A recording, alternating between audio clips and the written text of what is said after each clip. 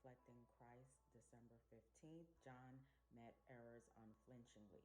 1 John 1 verse 5 says, "This is the message which we have heard of him and declare unto you, that God is light, and in him is no darkness at all."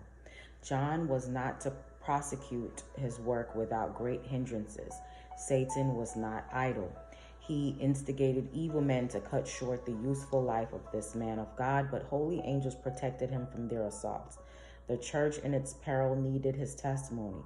By representation and falsehood, the emissaries of Satan had sought to stir up opposition against John and against the doctrine of Christ. In consequence, dissensions and heresies were imperiling the church. John met these errors unflinchingly. He hedged up the way of the adversaries of truth. He wrote and exhorted that the leaders in these heresies should not have the least encouragement.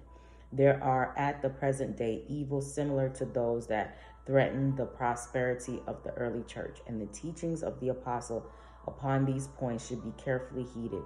"You must have charity," is the cry to be heard everywhere, especially from those who profess sanctification. But charity is too pure to cover an unconfessed sin. John's teachings are important for those who are living amid the perils of the last days. He had been intimately associated with Christ. He had listened to his teachings and had witnessed his mighty miracles. He bore a convincing testimony, which made the falsehoods of his enemies of none effect. John enjoyed the blessing of true sanctification, but Mark the apostle does not claim to be sinless. He is seeking perfection by walking in the light of God's countenance. He testifies that the man who professes to know God and yet breaks the divine law gives the lie to his profession. "He that saith, I know him, and keepeth not his commandments, is a liar, and the truth is not in him."